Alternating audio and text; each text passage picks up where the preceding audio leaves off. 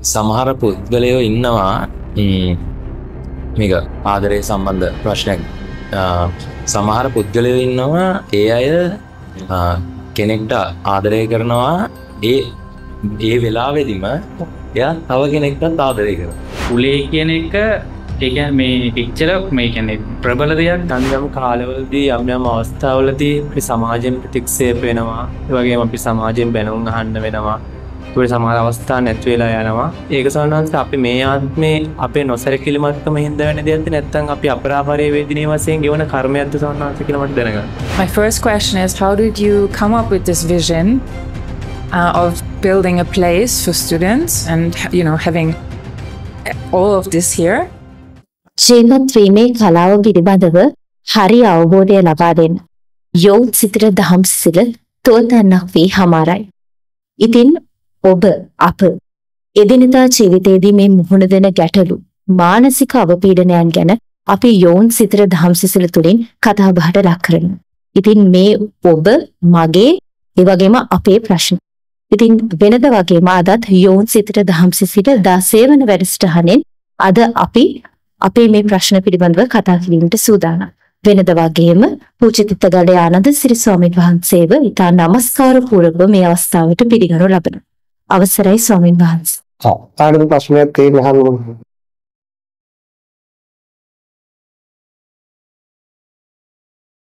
මේවා.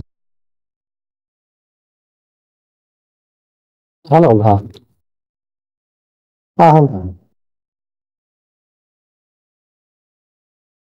අවසරයි ස්වාමීන් වහන්සේ.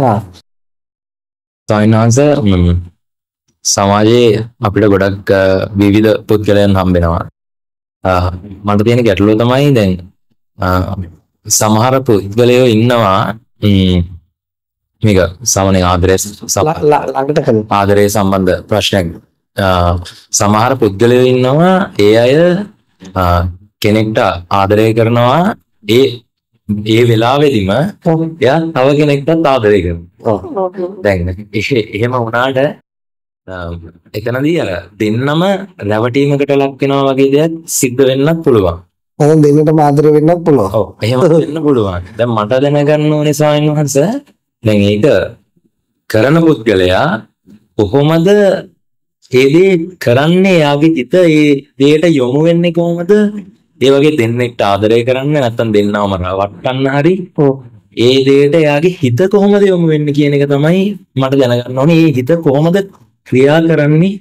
හිත යොමු වෙන හේතුව තමයි දැන් අපි ආධාරය ආදරය ඇති වෙන හේතුව මොකක්ද? කියන්නේ අපි රූපය රූපේ හරි ශබ්දය හරි ගති ගුණ හරි ඒවට ඇති වෙන ආශාවනේ. දැන් අපිට කවදාවත් ආදරය තියෙනවද අපි දැකපු නැති කෙනෙක්ට? අපි අහමුට අපි දැකපු නැති කෙනෙක්ට ආදරය තියෙනවද? දැන් අපිට ආදරේ හරි ඉරිසියාව හරි වෛරය හරි තරහ හරි ඔක්කොම ඇති වෙන කාත් එක්කද? අපි අසුරු කරලා අපිට පේන අපිට දකින අපිට හමු වෙන කෙනෙක් නේ. දැන් ආදරය තියෙන ප්‍රධාන හේතුව තමයි මොකද්ද? තමන්ගේ දැස කරනාසය දිව ශරීරය මනස කියලා අපේ ආයතන හයක් තියෙනවානේ. ඒ ආයතන හය කොහෙදී හරි මුල ගැහිලා තියෙනවා. ඒ මුල ගැහිමත් එක්ක අපේ ඇතුලේ තියෙන ප්‍රිය අප්‍රිය කියලා දෙකක්. මොකද්ද? අපි අප්‍රිය කෙනෙක්ට ආදරය කරන්නේ නැහැ. අපි මොකද්ද කරන්නේ?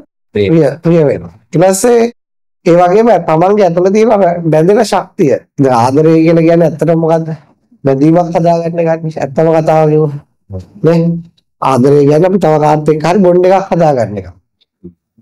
ඒතර මේ මන්දන ශක්තිය අපේ කෙනෙක්ගේ හිත ඇතුලේ තියෙනවා. ඒක වැඩිම තියෙන එයාගේ හිත මොකක් වෙනවද? නිතරම එයා දකින්න කට්ටියත් එක්ක යනවා. එතකොට දැන් අපේ හිත වෙනයි සංස්කෘතිය වෙනයි. මොකද කිව්වේ? වෙනයි සංස්කෘතිය. දැන් මේ සිල් පද දාලා තියෙනවා. ඊට පස්සේ නීතියක් තියෙනවා රටේ. ඒ ඔක්කොම රටක නීතිය සංස්කෘතියනේ. ඒවා හිතට ඒවා අදාළද නැද්ද? දැන් අපේ මේ හිත සොටු කරගන්න හිත එක තැන් වලට අනේක වළක්ව ගන්න තමයි මොකක් කරන්නේ. දැන් ඇත්තටම දෙන්නේ කසාද බඳිනකොට නීති රස්සම් කරන්න ඕනේද? ඒ අය අස්සම් කරන්නේ. ඒ කියන්නේ උඹ මට ෂුවර් නෑ කියලා නේ කියන්නේ. ඇත්තටම අපිට 100% විශ්වාස නම් අපිට බඳින වෙලාවටත් විශ්වාසයි. යාළු වෙච්ච වෙලාවටත් විශ්වාසයි. හැබැයි ප්‍රායෝගිකව යනකොට හිත වෙන කට්ටියට යන්න පුළුවන්. ඊට පස්සේ එතකොට මොකද වෙන්නේ? අර ගෑනු කෙනා දරුවෙත් එක දාලා යන්න පුළුවන්. එයාට දරුවෝ හදා ගන්න බැරි වෙන්න පුළුවන්. ඒක ලෝකෙ වල සම්මත කරගෙන තියෙන එහෙම යන්න බෑ. හිත ගිය පළියට යන්න බෑ. ගියොත් ඒකවත් මොකක්ද කියන්නේ දඩ ගෙවල යන්න කියලා. ඒකේ අනිත් පැත්තේ ගෑනු කෙනත් එහෙම. එයාටත් හිත යන්න පුළුවන්. ඉතින් අන්න ඒ නිසා මේ නීතිය සංස්කෘතිය මේ දේවල් හැම එකකම දාලා තියෙන්නේ මොකද්ද? මේ මිනිස්සුන්ගේ මෙහෙම හිත යන නිසා. ඒවා හැමෝම මගේ ඇයි හිත යන්න හේතුව කියලානේ. හේතුව තමයි හිතේ ඇතුළේ තියෙන මේ බන්ධන ශක්තිය. බන්ධන ශක්තිය තියෙනකොට තමන් ආස කරන රූපයක් කරා යන්න පුළුවන්. ඒ ආදරය කියන්නේ මොකද්ද? තමන් ඒකට කැමති, තමන් ලං කරගන්න කැමති කියන එක. ඒක එක්කෙනෙක්ට නෙවෙයි දෙන්නෙක්ට නෙවෙයි 10000 ගානකට වෙන්න පුළුවන්. නේ? ඒක කපටි කියන්නේ මොකද්ද? කපටි කියන්නේ නීතියෙන් කියන වාට එක්කෙනාට ලව් කරන්න පුළුවන් කියලා. සංස්කෘතියෙන් කියන කෙනාට ආදරය කරන්න පුළුවන් කියලා. දැන් එතකොට මොකද සංස්කෘතියට සාපේක්ෂව වැරදි. හිතට සාපේක්ෂව සමානකට වැරදි නැති වෙන්න පුළුවන්. දැන් මේක තියෙන්නේ හිතයි සංස්කෘතියයි නීතිය අතර ගැටලුවක් මේ ලෝකේ තියෙන්නේ. ඉතින් එතකොට අපි දැන් කියමු අපි එතකොට මේ සංස්කෘතියෙන් පෙන්නන ශිෂ්ට සම්පන්න මිනිස්සු අශිෂ්ට මිනිස්සු. එක්කෙනෙක්ට නම් ආදරය කරන්නේ එක්කෙනෙක් නම් කසාද බැඳලින් එයා මොකක්ද කියලාද අපි කියන්නේ? ශිෂ්ට සම්පන්නයි. එක්කෙනෙක්ට ආදරය කරන ගමන් කසාද දෙකක් කරගෙන තියෙනවා යාට කියන මොකද්ද? එහෙනම් කැත මිනිහෙක්. ඒ කියන්නේ එතකොට එයාට සාපේක්ෂවද මේ සමාජ සංස්කෘතියට සාපේක්ෂවද? සමාජ සංස්කෘතිය. ඒක තමයි ලෝකේ හැටි. මොකද තේරෙන්නේ? නමුත් ඉතින් හිතට අදාළ නැහැ. හිතට සමහර වෙලාවට එක්කෙනෙක්වත් එක නැතුව ඉන්නත් පුළුවන්. ඒ තරම් තත්ත්වයට හිතපත් කරගන්නත් පුළුවන්. ඒ වගේම හිතේ ආසාව බැඳීම් තියෙනවා නම් දකින්නකට මොකද?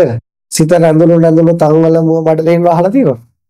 නෑ එහෙම වෙන්නත් පුළුවන්.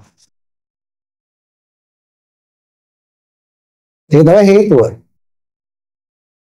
ඉතින් ලංකා සංස්කෘතිය එතකොට අපි දැන් පුංචි කාලේ බලලා තියෙන චිත්‍රපටි. දැන් දවාලගේ අයස අපේ වයස ටිකක් ඩිෆරන්ස් නිසා අපි බලලා තියෙන මේ කාලේ හින්දි චිත්‍රපටි. ඉන්දියාව දැන් ඕගොල්ලෝ මොනවද බලන්නේ දැන් කාලේ නේවනේ. දැන් අපි බලපු කාලේ තියෙන චිත්‍රපටි වල තියෙන්නේ අපි 8 වසර 9 වසර 10 වසරට යනකොට ඒ අපේ ටීනේජ් එකට එනකොට අපි බලන්නේ ඒ එක්කෙනාට බය ලව් කරන්නේ එයා වෙනියම මැරෙන්න ඕනේ. ඉතින් අපිත් හිතන්නේ එහෙම තමයි. හරිද? දැන් අපි දැක්කම පොඩි කාලේ එක ප්‍රධාන චරිත දෙන්න තුන් දෙනෙක්ට ලව් කරනවා. අපිත් හිතන්නේ එහෙම තමයි. ඒලා අපි දකින්න හංගහණය කරන එකනේ අපේ ආදර කතාව අපි ගොඩනගා ගන්නෙ. අපි ආදරය කරන කෙනා වෙනුවෙන් මැරෙන්න ඕනේ. එයා සාමාන්‍ය මිනිහා මැරුණොත් ගෑනිත් ඒ ගින්නට අපිට ඒව චිත්‍රපටි දකිනකොට එන ඉමෝෂනල්. ඒ වුණාට මම අවුරුදු 20 25 30 පහිනකොට ඒ චිත්‍රපටි විතරයි. ඒ චිත්‍රපටි රඟපාන වුණත් උන් හතර දෙනා ඉන්න. උන් හතර පහ පාර ඩිවෝස් වෙලා සමහර වෙලාවට. මොකද ඒව ඉතින් සිහින විතරයි. ඉතින් මේ අතර සමහර මිනිස්සු ඉන්නවා මේ ලෝකේ ඉන්නවා රාගය අධික මිනිස්සු ඉන්නවා රාගය අධික නැති මිනිස්සු ඉන්නවා. ඒ රාගය අධික මිනිස්සු දැන් ඔය කියන්නේ රජවරු උනත් සිටුවරු උනත් ඒගොල්ලෝ ගොඩක් කාන්තාව සමහර රාගය අධික කාන්තාව ගොඩක් පිරිමි ඒගොල්ලෝට ඉන්නවා. මේ සමහර මිනිස්සු ස්වභාවිකව මේව අවශ්‍යතාවයක් නැහැ. සමහර මේ මිනිස්සු ඒව නැතුවත් ඉන්නවා. ඒව නැත්නම් කොහේ බැඳපු ගත්ත කෙනත් එක්ක මරණම් ඉන්නේ.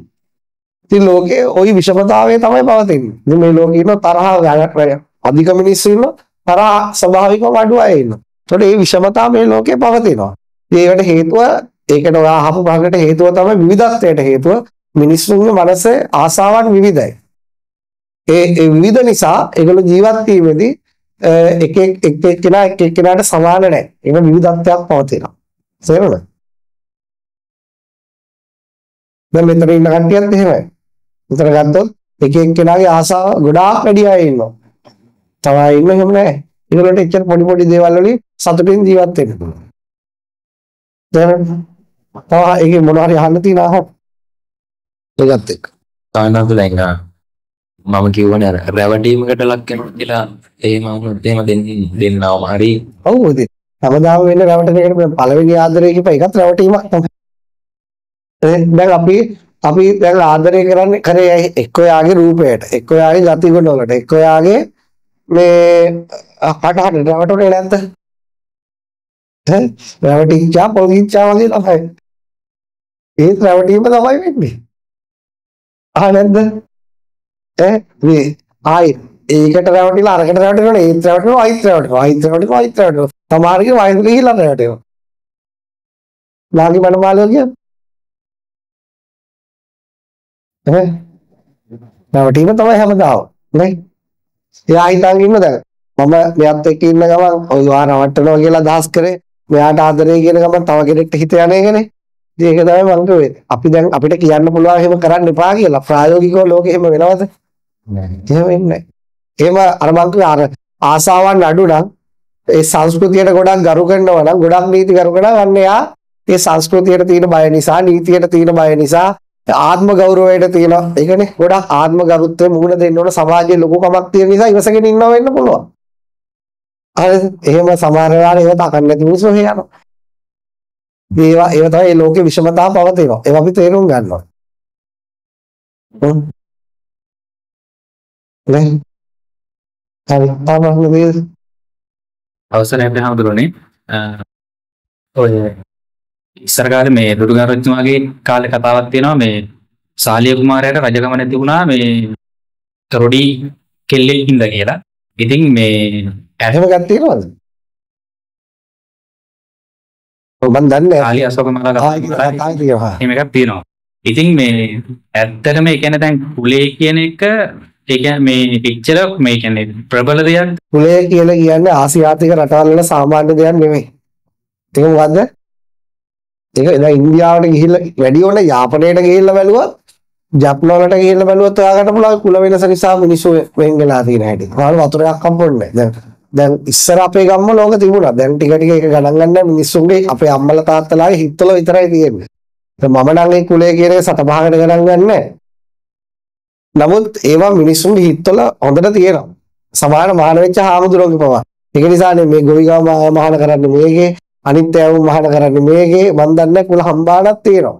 හරිද දැන් නුවර පැත්තේ මම ඉන්නකොට අඩු කුලෙන් කියලා සම්මත කරනයි දානේ එනවොත් දානේ වල දන්නේ නැති පන්සල් පවා තියෙනවා. අදටත් තියෙනවා.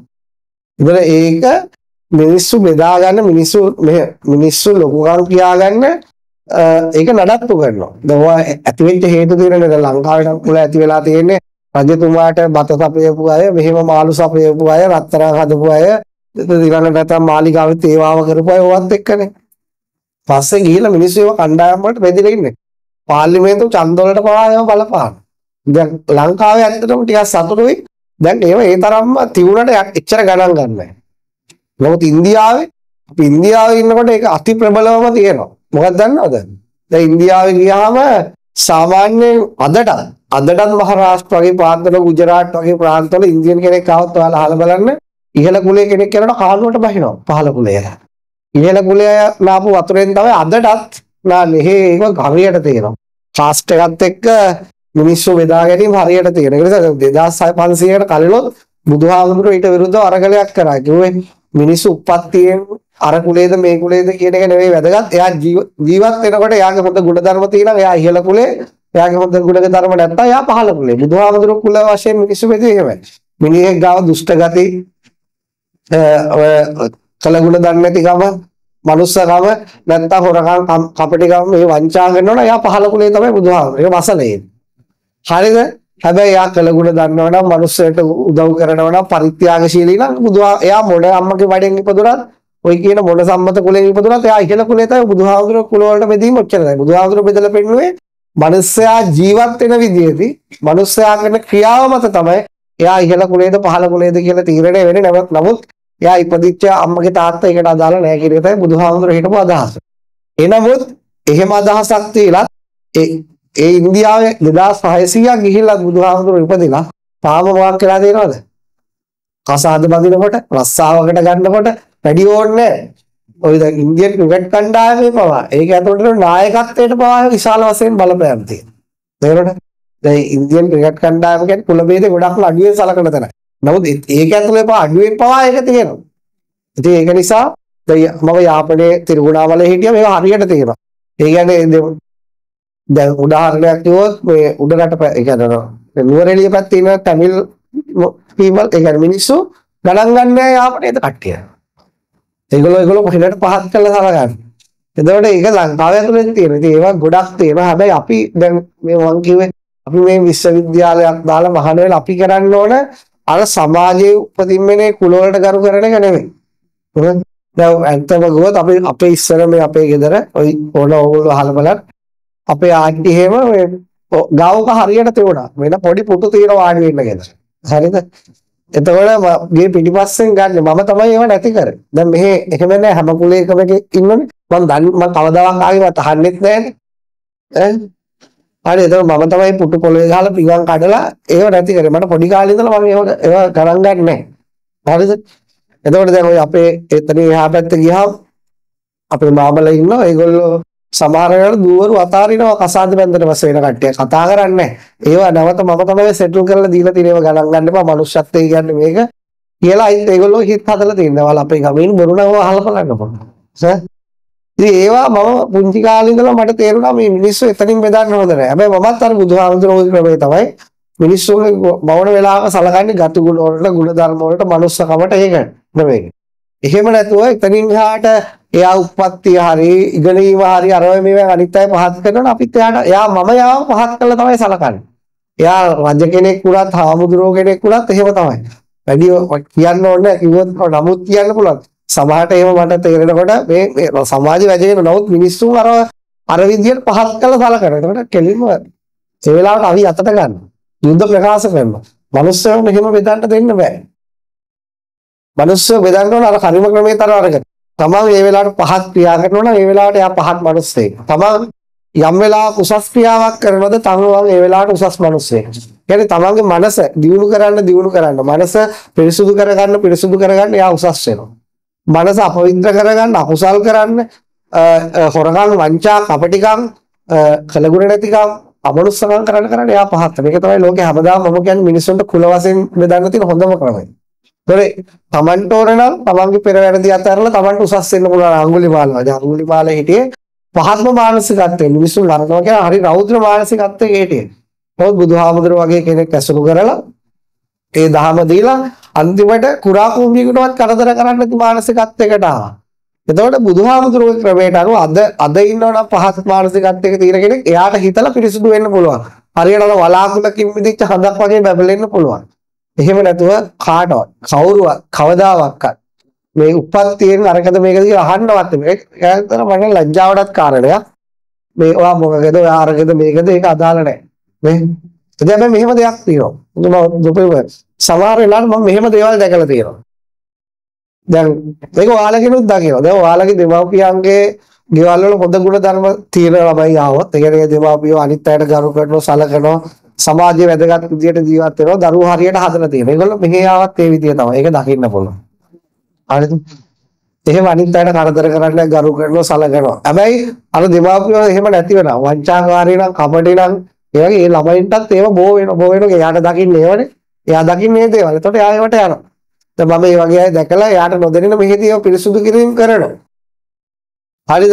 එතකොට කුලේ කියන එක වැඩක් නැහැ. දැන් තමන් ගොඩක් සමහර දැන් මෙතන ඒකේ අනිත් පැත්තත් වෙනවා. සමහර වෙලාවට දෙමව්පියෝ එච්චරම ගුණධර්ම නැහැ. ඒ පවුල් වල ඉන්න මෙතන එහෙම අයත් ඉන්නවා. ඒ ළමයින්ට ගුණධර්ම තියෙනවා. දෙමව්පියන්ට නැහැ ළමයින්ට තියෙනවා. සමහරට ළමයින්ට නැහැ දෙමව්පියන්ට තියෙනවා. සමහර වෙලාවට වැඩිපුරම තියෙන දෙමව්පියන්ට නැතුණා ළමයින්ටත් නැහැ. නමුත් ඒව නෑ කියන්නේ තමන්ට ඒවා ඒ කියන්නේ ඒ දේවල් ඇහිලා දැකලා නැති එකනේ. නමුත් ඒවා තමන්ට එකතු කරගන්න පුළුවන් ජීවිතේට. එතකොට හැමදාම මිනිස්සෙක් වුණාම අවදා වුණත් අපි මැරෙනකම් අපේ අඩුපාඩු හොඳ මිනිස්සෙක් දැක්කාම හොඳ ගතිගුණ තියෙන කෙනෙක් දැක්කාම අනේ මට මේ ගුණ ධර්ම නෑ නේද? මම මේව ජීවිතේට එකතු කරගන්න ඕනේ නේද කියලා එකතු කරගන්නවා. ඒ වගේම අපිට තියෙන හොඳ ගුණ ධර්ම පිළිහෙන මිනිස්සෙක් දැක්කහම තේරුම් ගන්නවා මේ ඒක මගේ ගාව නැති එක කොච්චර දෙයක්ද. එහෙම කියලා. එහෙම හැමදාම ජීවිතේ අප්ඩේට් කරගන්න ඕනේ. එහෙම නැති වුණොත් අර මඩවලක පල් වෙනවා වගේ අපේ හිත පල් වෙනවා. පල් වුණාට පස්සේ කිසිම ලස්සනක් නැහැ. කිසිම මානසිකත්වයක් නැහැ. ඉතින් මිනිස්සේ තමන් ඇසුරු කරන කෙනාගෙන් දකින්න කෙනාගෙන් තමන් කොහේ හරි වීඩියෝ එකක් හරි හොඳ දෙයක් දකින්නොත් ඒක ජීවිතේට ඇබ්සෝබ් කරගන්න ඕන. ඉතින් ඒක නිසා කවදාවත් කුලෙන් කවුරු හරි මිනිස්සු බෙදනවා නම් කතා කරනවා ඒක ওই වෙලාව ඉස්සෙල්ලම එයාව රිජෙක්ට් කරලා දාන්න. එයාට කියන්න ඕන මොකද්ද? ඔයා තමයි පහත්. ඒක නිසා තමයි ඔයාට ඔය වගේ පටු මානසිකත්වයක් තියෙන්නේ. දැන් අපේ අම්මලා වුණා මම විතර කියනවා. දැන් අපේ අම්මලා ඒක හොයන්නේ අම්මා සමහර වෙලාවට කියනවා මම කෙලින්ම කියනවා මට නම් කියන්නේ ඔය අඩු කුලේ අරමනේ ඔයා තමයි අඩු කුලේ. මොකද ඔයා ඒ නිසා තමයි ওই විදියට මිනිස්සුව බෙදන්නේ. මිනිස්සුන්ව බෙදන්න ඕන හොඳම ක්‍රමය බුදුහාමුදුරුවෝ කියලා දීලා තියෙනවා. ඒ කියන්නේ එයා කරන ක්‍රියාව මත එයාව ජජ් කරන්න. එහෙම නැතුව එයාගේ උපන්න සහතිකයට මිනිස්සු ජජ් කරන්න එපා. හරි. තාමසන් දෙනවා. පාඩ දෙනවද? හරිද? තෙරුවන් සරණයි ස්වාමීන් වහන්සේ. අපේ ජීවිතවලදී යම් යම් කාලවලදී යම් යම් අවස්ථාවලදී අපි සමාජයෙන් ප්‍රතික්ෂේප වෙනවා. ඒ වගේම අපි සමාජයෙන් බැනුම් අහන්න වෙනවා. ඒ සමාජ අවස්ථා නැති වෙලා යනවා. ඒක සාමාන්‍යයෙන් අපි මේ ආත්මේ අපේ නොසලකිලිමත්කම හින්දා වෙන දෙයක්ද නැත්නම් අපි අපරාපරේ වේදිනේ වශයෙන් ගෙවන කර්මයක්ද සාමාන්‍යයෙන් කියලා මට දැනගන්න. ඔව්. ඒ දෙකම තමයි. දැන් අපි මෙහෙම දැන් ඉස්සෙල්ලම ඒක හොඳ ප්‍රශ්නයක්. මොකක්ද බුදුහාමුදුරුවෝ ජීවමාන කාලේ ජේතවනාරාමයට ආවලු එක මිනිස්සෙක් විතර එන යන කෙනෙක්. එයා ඇවිල්ලා ගියාලු මේ සරියුත් හාමුදුරුවෝ හම්බ වෙන්න. ගිහිල්ලා කිව්වලු ධර්මයේ දේශනා කරන්න කියලා. ඉතින් සරියුත් හාමුදුරුවෝ විස්තර වශයෙන් විභාග වශයෙන් විස්තර කරලා දේශනා කරා. එතකොට මොකද උනේ? අනේ මේ අපි වගේ බුද්ධිමත් මිනිස්සුන්ට මෙච්චර දේවල් කියා දෙන මෙයා හරියට දෙයක් කියා දෙන්න දන්නේ නැහැ කිය බැන බැන ගියාලු ඊළඟට රේවත කියලා හාමුදුරුවෝ ගමනවා. එතකොට එයා ගාවට ගියාම එයා කතා බහ කරන්නේ නැහැ. සයිලන්ට්.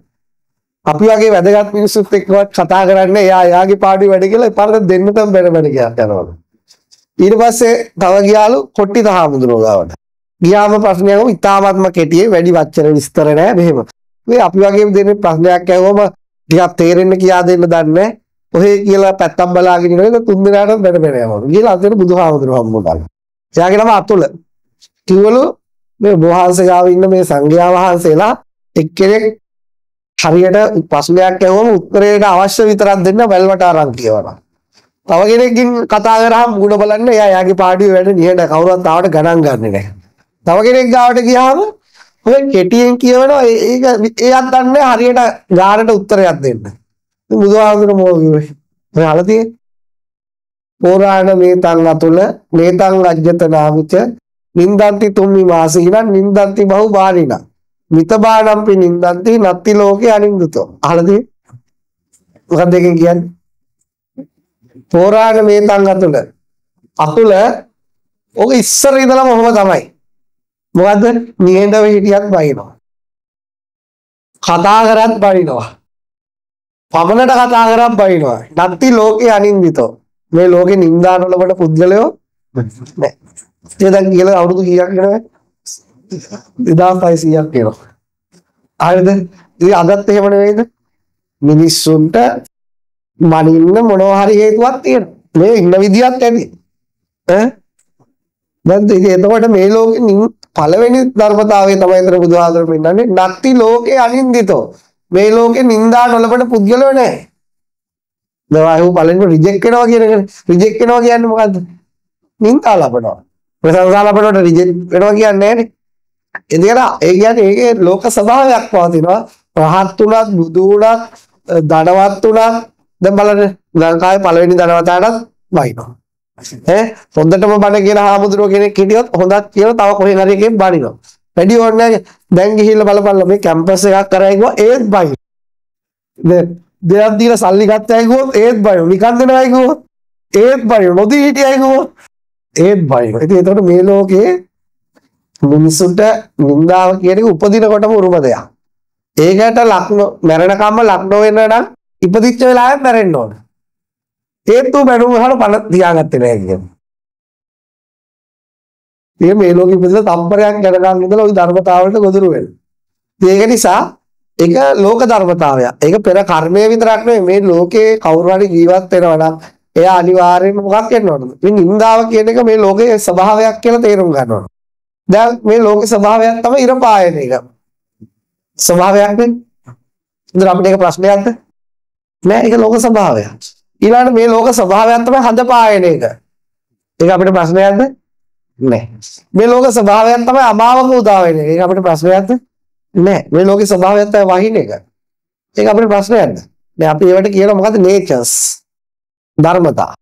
ඉතින් මේ ලෝකේ කවුරු හරි රිජෙක්ට් කරනවා නම්, චොව් වෙනවා නම්, නින්දා ලබනවා නම් ඒක මොකද්ද? ඒක මොකද්ද? ඒ වගේම ධර්මතාවයක්. ඒක වෙන්න ඕන දෙයක්. ඉතින් වෙන්න ඕන දේවල් උනාම කලබල වෙන්න එපා. වහිනකොට කලබල වෙන්නේ නැහැ වගේ, ඉර බාහිරවට කලබල වෙන්නේ නැහැ වගේ කවුරු හරි තමන්ට නිඳා කරනකොට කලබල වෙන්න එපා. එතකොට මම මේ කිව්ව බණ මතකද? ඒක ලෝක ස්වභාවයක්. නැති ලෝකේ අනින්දිද මේ ලෝකේ නිඳා නොලබන පුද්ගලයෝ නැහැ. ඒ බුදුහාමර අරට පොළොව පළයි යන්න හිතෙන්නේ නැති. ඒ ඌ ඒ වෙලාවේ නිඳා කරගෙන එන්නේ. ඊළඟ කාරණාව තමයි දැන් ඊට පස්සේ කවුරු හරි අපිට නිඳා කරනකොට අපිට තියෙනවනේ මේ විමර්ශන බුද්ධිය.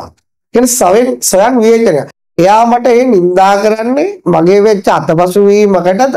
එහෙම නැත්නම් එයා නිකන් හිතුව තරහට එයාගේ ක්‍රෝධයෙන් කරයි යන එකක්ද කියලා. දැන් මිනිස්සු නිඳා කරනවා හේතු දෙකක් නිසා. එකක් තමයි ඔය මිනිස්සු කියන්නම් වාලේ කියාගෙන ගිහලා එයාට පෞද්ගලික වෛරයක් නිසා නිඳා කරනවා. ඒත් අපි ඒව කොහෙන්ටම ගණන් ගන්න ඕනේ නැහැ මේ නිඳාව. ඇයි ඒක අපි ගාව තියෙන එකක් නෙවෙයි. එහෙම එකක් නැහැ. එහෙම එකක් අපි ගාව නැහැ. එයා මොකක් හරි දැන් මට සමහර මිනිස්සු දැන් ඕගොල්ලෝ කිය වෝහාසෙට බයිනෝ අපේ මේ නැන්ද හරියට බයිනෝ. මම නැන්ද දැකලත් නැහැ. හරිද? දැන් මට හැමදාම ඔය වගේම කියනවා. මේ සමහර මම එදා තමයි අහන්නේ එහෙම කෙනෙක් මට බයිනවයි කියලා. හරිද? මම දැකලත් නැහැ, දැහැට දැකලත් නැහැ, හම්බ වෙලත් නැහැ. එයා මොකක් හරි මම YouTube එකේ හරි TV එකේ හරි මම කාට හරි මොකක් හරි කරන එකක් දැකලා එයා මාත් එක්ක පෞද්ගලික වෛරයක් හදාගෙන. බැන ඉන්න අපරාධ නැද්දක? මම ඒ වෙලාවට හරිය සතුටක් ලැබුණා. ඇයි ඒ? මම නොදකපු මිනිස්සේ එයාගේ හිතේ මාව මතක් කර එපාය බයින්න. ඉතින් මම එයාගේ හිත මාව බදු අරගෙනනේ. කොච්චරද යද්දි අනුන්ගේ හිතවල අපි තියාගන්නට අපි මොනව කරන්නේ? බනින්න හරි මතක් කරන්නේ මායි. නේ? දැන් සමහර වෙලාවට ලංකාවේ දානකේවල් මලකේවල් බණකේවල් වලට ගියාම මිනිස්සු අඩිය ගැව්වත් ධර්මයේ බණ කතා කරනවා. ඒක ඇදිලා එන චරිතයක් තමයි මම. අයිත් එක්ක එක හොඳ කියලා තායකෙත් බයින්න.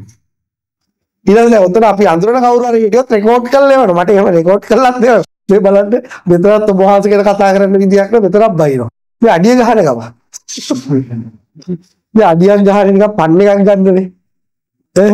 එතෙන්ටත් උගේ ඔළුවට අපි ඔබාගෙන උගේ ඔළුව විකාර කර ගන්නකොට කොච්චර හොඳයිද? මම කියන නිසා කවුරු හරි බඩිනවා කලබල වෙන්න එපා. තමන්ට නැති දේවල් කියලා බයිනවා එහෙන මට නම් එහෙනම හැපි. මට කවුරු හරි බඩේ නැත්තම් මම හරි දාලා බැන ගන්න ඇත්තටම. ඒ කියන්නේ මිනිස්සු නම් පොඩ්ඩක් රිජෙක්ට් වෙන්න ඕන. පිළිගැනීම විතරක් තියෙන එක හරියන්නේ නැහැ. ඊළඟ කාරණාව දැන් මේ එකපාරක් මේ ආශ්‍රම එකට ආපු ළමේ පොඩි අර සර් කෙනෙක් එක ප්‍රශ්නයක් දාගෙන ඒ ළමයා එයාගේ අම්මා රතරහාමුදුරට කතා කරලා කිව්වලු මම ওই පල්කල ගැන මීඩියා ගානේ ගිහිල්ලා කියවනවා කියලා. ඉතින් මම කියවපවෝ. ඉතින් ඒ කියන්නේ මේ කවුරු හරි එහෙම කිව්වොත් මට ඒක ඒ වෙලාවේ හම්බුන්නේ මං එහෙනම් එයාට තව අමතනවා. ඇයිද කොච්චර හොඳයිද? ඒක අර එක වෙලාවකට අතෙන්ට ගිහින් කියවයි මෙතෙන්ට ගිහින් කියවයි. ඉතින් හොඳයි. පිස්සු ඉවර වෙනකම් කියවවා. ඒ අපි ඒවට බය නැහැ. ඒ කියන්නේ ඒවා අපිට තවත් සුදු වචනයක් විතරයි. එහෙම වෙන්න ඕන. ඒක එතකොට මේ මිනිහට පුළුවන් අපිව බය කරගන්න, රිජෙක්ට් කරනවා කියන්නේ. එහෙම බය වෙන්න ඕන අතරගෙන ඵලයක්. මොකක් වෙනවද කියලා බලන්න. නේ? දැන් සාමාන්‍ය මනු ඊළඟ එක තමයි ඇත්තටම අපි යන්තිම අතපසු වීමක් වෙලා. ඒකට තමයි මේ නිඳා කරන්නේ, රිජෙක්ට් කරන්නේ. අන්න ඒ වෙලාවට අපි මොකක් කරගන්නවද? අපි ඒක හදා ගන්න ඕනේ. නිහඬව එයාටයි මොකුත් කියන්න යන්නේ නැහැ. ඒ කියන්නේ මගේ අතින් මිස්ටේක් එකක් වෙලා තියෙනවා. ඒක අපේ ස්වයං විවේචනයෙන් අපිට තේරෙනවා ඇත්තටම මේක හදාගත යුතු එකක්. එතකොට මොකද වෙන්නේ? ඒක නිදානියක් පෙන්වලා දෙනවා වගේ ඒක බැනුවක් වශයෙන් ගන්න නැතුව ඒක රිජෙක්ෂන් එකක් ගන්න නැතුව අපේ අඩුපාඩුවක් හදාගන්න අපිට ලැබිච්ච අවස්ථාව. පස්සේ සලකලා මොකක් කරගන්න ඕනේ? ඒකෙන් අපි හදාගන්න. දැන් සමහර වෙලාවට Facebook එකේ බයිනවා. අන්න අර යකා සිවුර හරියට ඇදලා නැහැ. එතකොට මම බලන වීඩියෝ එකේ ඇත්තටම සිවුර නැහැ. ඒක මම ඊළඟ දවසේ හදාගෙන පාඩේ වෙනවා. ඒ බයින් එක අවුලන්නේ නැහැ. එතන ඒක අපේ අඩුපාඩුවක් වෙන්නලා දෙන එක. එහෙම නැතුව ඊළඟ කර්මය ඊළඟට ඒ වගේ තමයි දැන් මේ ලෝකේ නිඳා කරන්නේ කවුද? දැන් අපිට නිඳා කරනවද අලි ඇත්තෝ? මයිනෝ ගිරව් නිඳා කරන්නේ කවුද? කවුද? ඔගේ අපිත් එක්කම ඉන්න අය. අපිත් එක්කම ඉන්න අය. ඔය ජපාන් චීන මිනිස්සු නිඳා කරන්නේ අපි ගැන දන්නේ නැහැ. එතකොට නිඳා කරනවා. එතකොට අපි නිඳා කරනකොට අපිට අපි කාටහරි නිඳා කරනකොට අපිට කර්මයක් රැස් වෙනවා. අපි කරන්නේ යාව අපහසුතාවයටපත් කරන්න ගන්නේ. ඒතර අපි ඒක කළා තියනවද නැද්ද? දැන් මේ ජීවිතේදී අපි අනිත් මිනිස්සුන්ට නිඳා කරලා තියනවද නැද්ද? ඔය බලන්න. කළා තියන අත උස්සන්න බලන්න. අනිත් අය රිජෙක්ට් කරලා තියනවා, නිඳා කරලා තියනවා, බුලි කරලා තියනවා අත උස්සන්න බලන්න. හරි දැන් ඔක අනිත් පැත්තට මුලට එන්න එපා.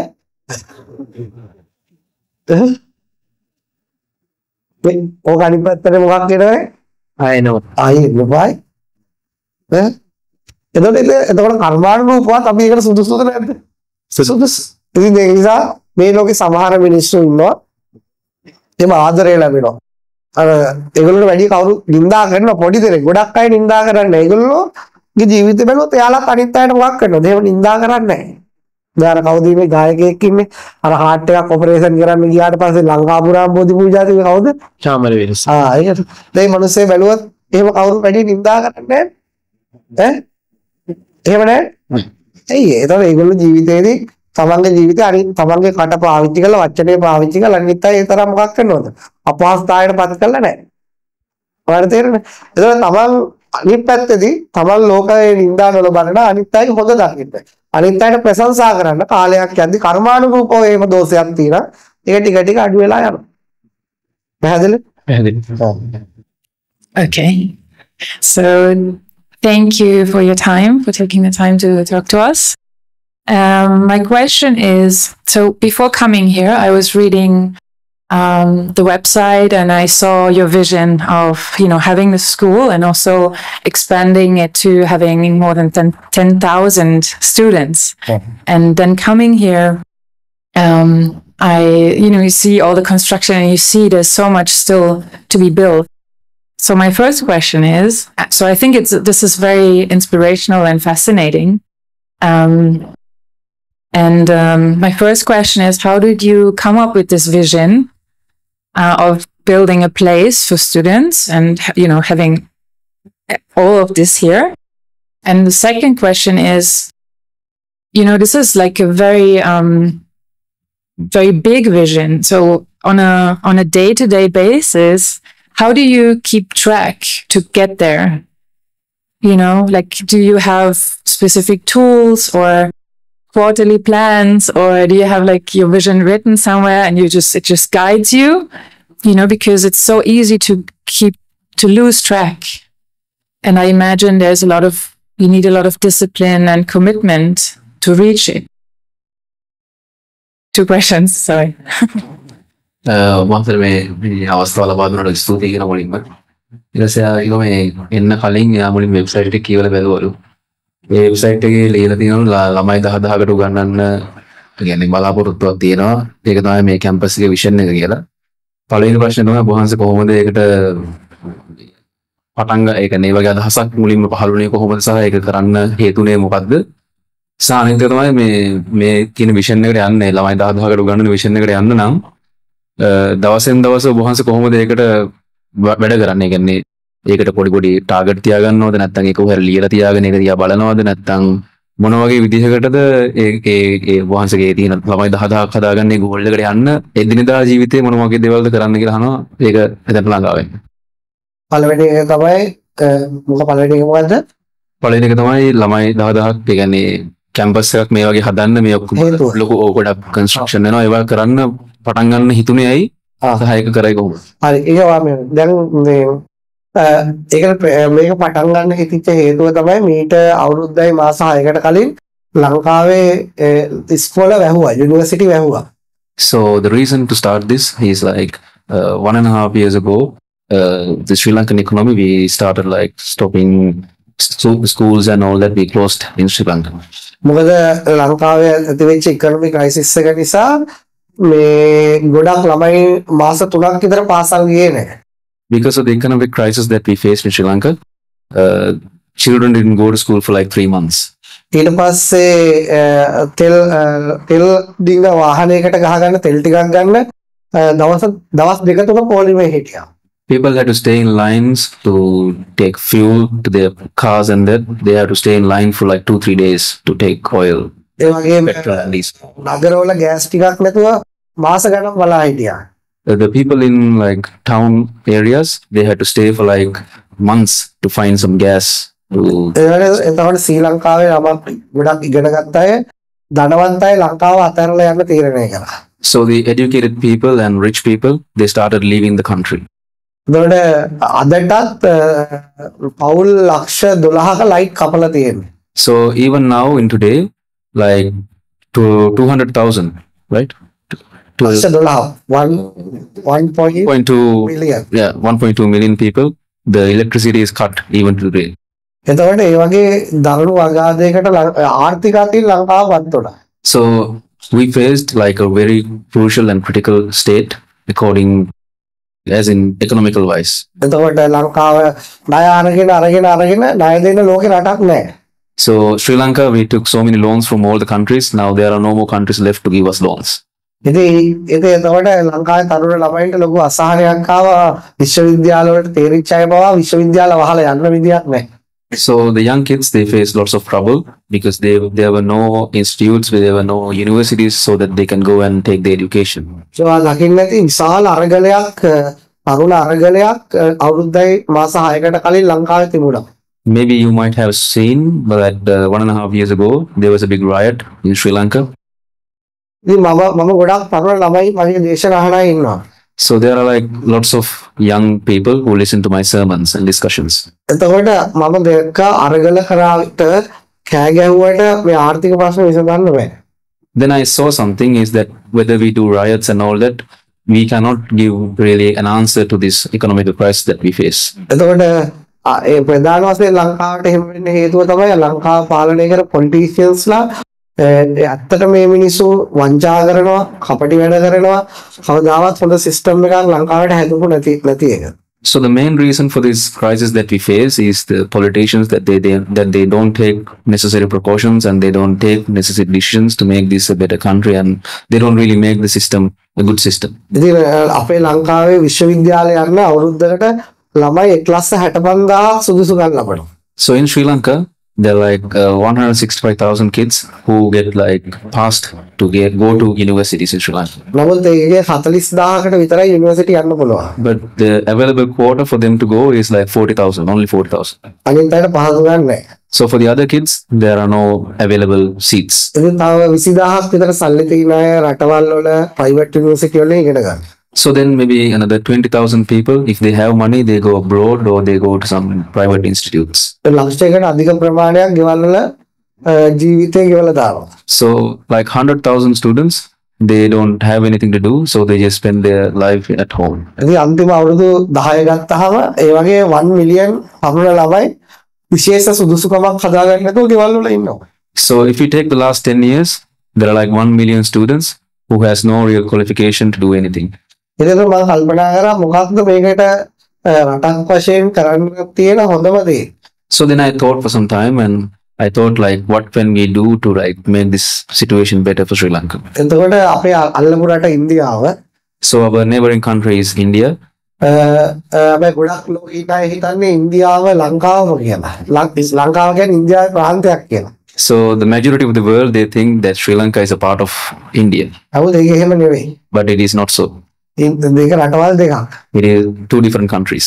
ඒතර ඉන්දියාවන්ටත් මේ අපිට මුහුණ දෙන්න මේ ප්‍රශ්නටම 1990 මීටත් වඩා දරුණුවට මුහුණ දුන්නා. So India also faced the same problems that we face back in 1960s. 1990s. එතකොට ඒ වෙලාවේ ඉන්දියාවේ හිටිය බුද්ධිමත් කීප දෙනෙක් ඒගොල්ලෝ ගත්ත තීරණයක් නැවත ඉන්දියාව ඒ තත්ත්වයට පත් නොවෙන්න ලෝකේ බලවත් රටක් කරන්න මොකද්ද කරන්න ඕනේ කියලා. So there were some wise and good politicians, leaders at that time who took good decisions to like come back from the crisis. ඒක ඒගොල්ලෝ තීරණය කර එක තමයි ළමයින්ට IT හා ඉංග්‍රීසි හොඳට උගන්වන්න ඕනේ. So the one decision they took is to educate the students in IT and English.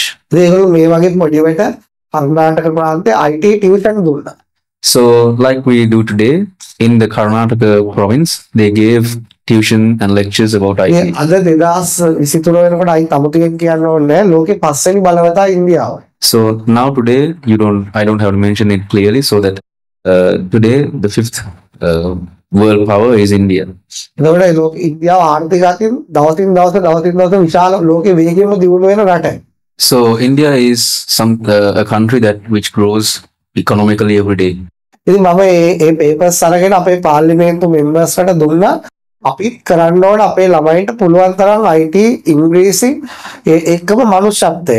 ඒ ටික එයාලට උගන්වන්න එක. So I took research papers of that study that they did in India. I gave it to parliament ministers. I sent it to those people, and I said to them that we have to do that. We have to teach them IT and we have to teach them humanity. හැබැයි මට තේරුණා ලංකාවේ කිසිම පාර්ලිමේන්තු member කෙනෙක්ට කිසිම ආකාරي උමනාවක් නැහැ ලංකාවේ ළමයි ඉගෙන ගන්නවට ඒගොල්ලෝ බයයි. Then I got to know that none of the parliament members, they don't really want to like make the kids educated because they are afraid to make the generation more wise. ඉතින් ඒ වෙලාවේ මම තීරණය කරා මේක කවදාවත් පාර්ලිමේන්තුවේ ඉන්න කරන දෙයක් නෙවෙයි. Then I decided that this change will never happen with the parliament members. මේක පොඩිවට හරි අපිම පටන් ගන්නගෙන දවසක මේක මම 10000කට විතර ඉගන්න ගත්තොත් ඒ ළමයි ගිහිල්ලා තව ලක්ෂ ගානකට ඒ වැඩේ කරාම. So then I decided I will start small like this what we're doing now, and I will go to a stage of 10,000 students, but then they will also go and start doing this process. ඉතින් අපි ඒක දැන් අවුරුද්දයි මාස 5කට 6කට කලින් මම මේක පටන් ගන්න තීරණය කරේ. I decided to start this campus 1 year and 6 months ago. එතකොට අද වෙනකොට මේ ආයත උදේ පාන්දර නැගිටලා දැන් මෙහි හිටපු හින්දා දන්නවා විශාල පුහුණුවක් දෙනවා ඒ හැම පැත්තක් සම්බන්ධව. Because you know that we give them a training for like this 1.5 years so. ඒත් මම දන්නවා මේ අපි කරන මේ කුල්ටි වැඩේ ලංකාවට ලොකු බලපෑමක් කරන්නේ නැහැ.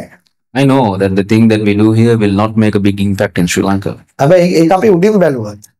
That will be seen when you look from the above. මම මේ ප්‍රොජෙක්ට් එක ලංකාවේ ගොඩක් අයට ධනවත් අයට හිතවත් අයට කිව්වා මේක ඔයාලත් කරන්න ඔයාලගේ පැත්තෙන් කියලා.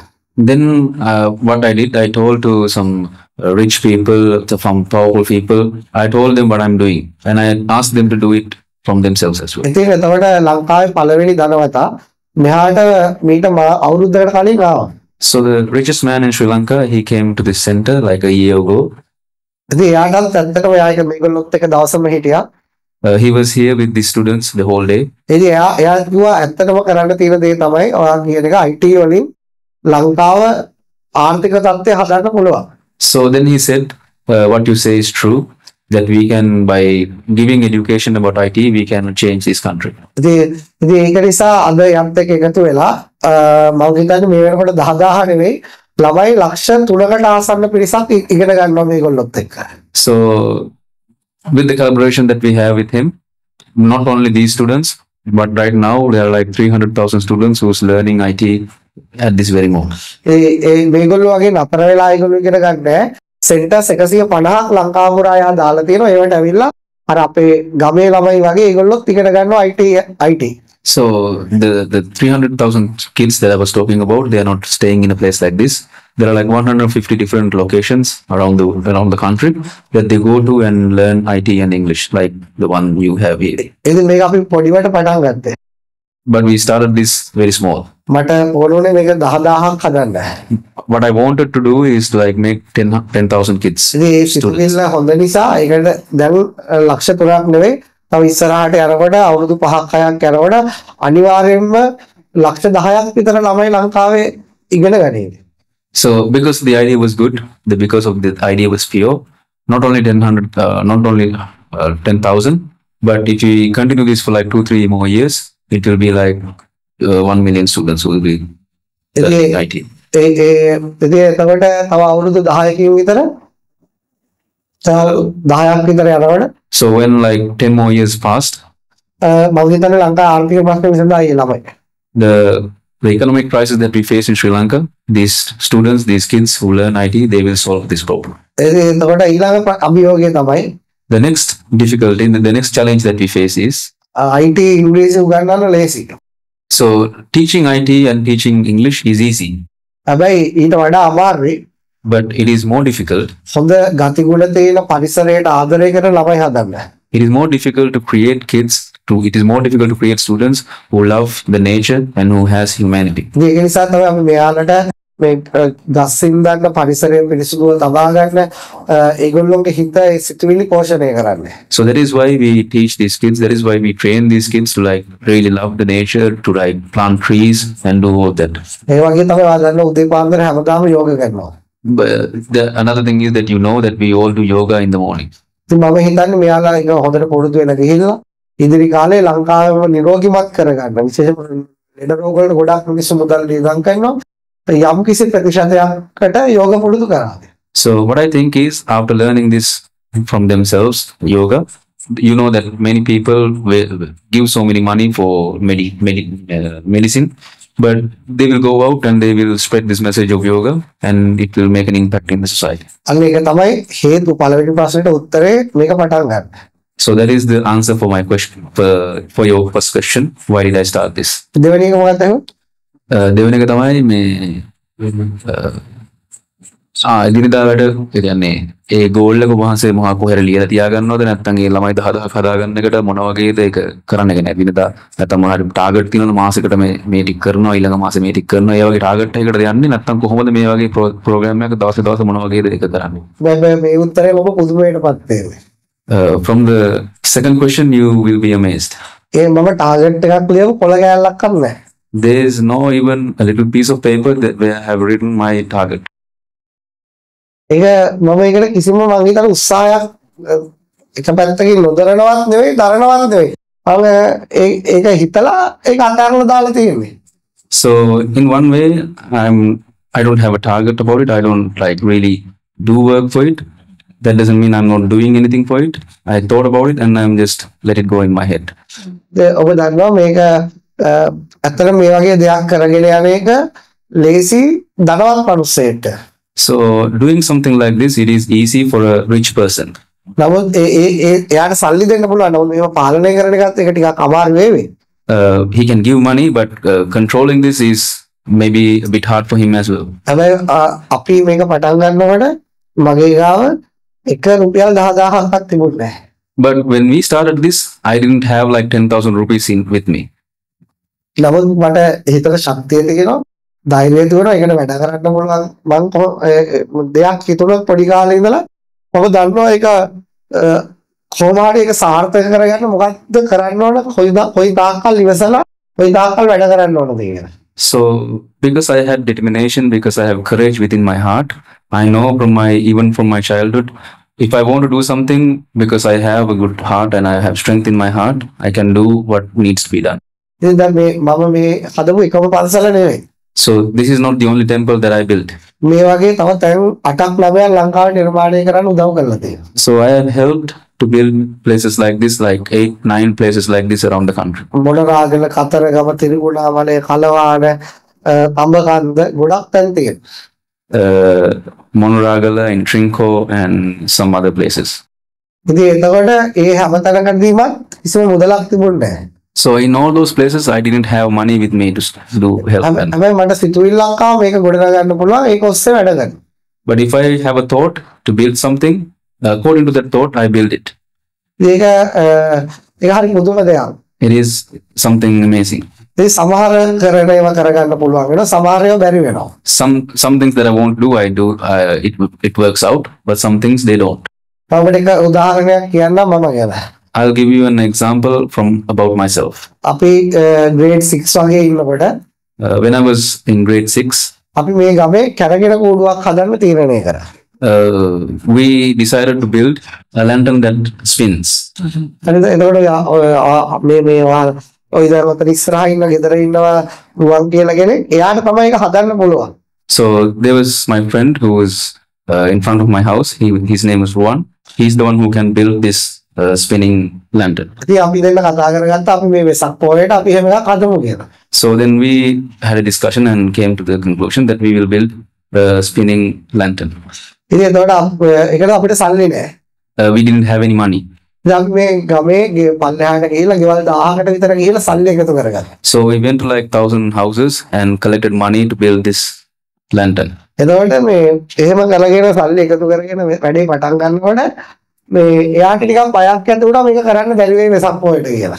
So after like collecting money to like build this lantern, when the time was near, he was afraid that we might not have enough time to like build this. එතකොට එයාගේ තාත්තා කිව්වා එයා තමයි මේ ළඟදී අර නැති උනේ. තාත්තා කිව්වා මේ ওই සල්ලි ටික ඒ කාලේ ගම් වතුරක් ආවන්න මේ කොහෙද මේ දෙවියාගේ පැත්තට අන්න ඒකට දීලා ওই වැඩේ අයින් වෙන්න කියලා. So the Ruan, the one who was going to build the lantern, his father said that now there was a flood in that time in some other place. Because you don't have time to like build the lantern, give the money that you collected to help the refugees in the flooding. මොකද මේ වැඩේ කරන්න බෑ කියලා. Because you can't do the work by the time that you need to do it. ඉතින් ඇත්තටම මට කරගෙන කූඩු හදන ක්‍රමය මම දන්නේ නැහැ. But I don't know how to build a lantern which is spinning. ඒක මට පුළුවන් උදව් කරලා එයාට තමයි හදන්න පුළුවන්. I can only help. He's the one who can build the thing. ඉතින් එතකොට එයා බය වුණා. He was afraid. මේ සල්ලි ටික අපි දීලා ඒකෙන් අයින් වුණා. We gave the money to the refugees in the flood, and we stopped building it. ඉතින් දැන් කාලය ගත වුණා. The time passed on. මීට අවුරුදු 2කට 3කට කලින් එයාටම කියලා කූඩුවක් හදලා ග්‍රවුන්ඩ් එකේ කරගෙන. So like 2-3 years ago, I called that person who was going to build the spinning lantern.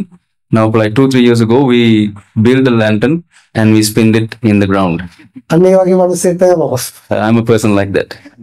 ඉතින් එතකොට මට දෙයක් කරන්න ඕනොත් ඒක කරගන්න බැරි වුණා මට ඒකට වෙනම ප්ලෑන්ස් තියෙනවා මේක කරන්නේ කොහොමද කියලා. If I need to do something, if I couldn't do it at that time, I have different plans. I build different plans to make that work. කාලය වෙනස් වෙන්න පුළුවන්. හැබැයි ඒක ඒ හිතන දේ කොහොම හරි නිර්මාණය කරනවා. Time might change when I do it, but the thing that I want to do, I'll do it somehow. ඒක නිසා මේ මම හිතන්නේ මට විතරක් නෙමෙයි හැම කෙනෙක්ටම මේ මිනිස්සෙක් එක්ක හැම කෙනෙක්ටම මේ ශක්තිය තියෙනවා. So what I think is not only for me, a person who is born as a human, they also have the capacity to do things like that. එයාලගේ විශ්වාසයක් නැහැ. The thing that they lack is they don't have the courage and the belief in themselves. එයාලගේ හිත අවදි කරගන්න නැහැ. They have not awakened their mind. දැන් බලන්න ප්‍රශ්නයක් අහන්න කිව්වොත් තරයට සමහරු හැංගෙනවා.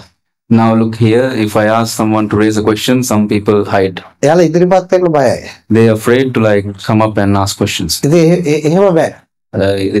It is something that you should not do.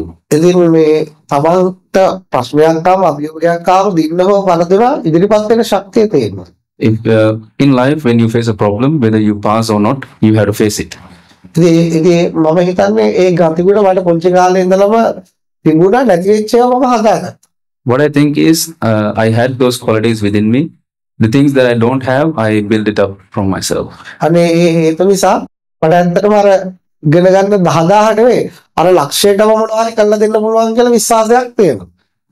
Because of that, not only for the 10,000 students in my aim, if I can, I will do something for the thousands of kids, if I can. අර මේ ළඟදී මේ Elon මස්ක්ගෙන් ප්‍රශ්නයක් අහනවා නිවේදකේ ඔයාට චෝදනා කරනවලු ඔයා නොදන්න දේවල් ගැන කරන්න ගිහිලා අනා ගන්නවා කියලා. So a reporter recently said something to Elon Musk saying, you're trying to do things which you don't know and you are losing. එතකොට එයා කියනවා මිනිස්සු කියනවා ඔයාට ඔයා නොදන්න දේවල් ගැන දන්නේම නැති කෙනෙක්. හරි මෝඩ මිනිස්සෙක් කියලා. Now the reporter is saying, you don't know what you can do and you don't know what you can't do. එතකොට ඒකට හේතුව තමයි අර අඟහරුට යන්න හදපු තුන්වෙනි පාරත් අසාර්ථක වෙන්නේ. So the reason why he's saying is because he tried to go to Mars for like 3 times. He's tried to like send a rocket to Mars and all 3 attempts failed. එයා කියනවා ඒ මිනිස්සු කියන කතාව හරි. So he's saying what people are saying is true. ඉතින් මම දන්නේ කොහොමද මට කරන්න බැරිද කියලා ඒක කළා බලන්න ඕනේ. So he's saying, how can I know the things that I can't do? First I have to do it and know whether I can do or not. මම හිතන්නේ මමත් එහෙම හිතන කෙනෙක්. I think I'm also a person who thinks like that. මේගොල්ලෝට උගන්වද්දිත් හැමෝම කිව්වා ආමුදුරෝ දන්නේ නැහැ ආමුදුරට කරන්න මේ පුළුවන් දේ මොකද්ද බැරි දේ මොකද්ද කියලා. So when I started to build this campus, people came to me and said, you don't know what you can do and what you can't do. ඉතින් මමත් කියන්නේ ඒක මම දන්නේ නැහැ. That is what I said as well. I don't know. මම ඒක කළා බලන්න ඕනේ. I have to do it and see.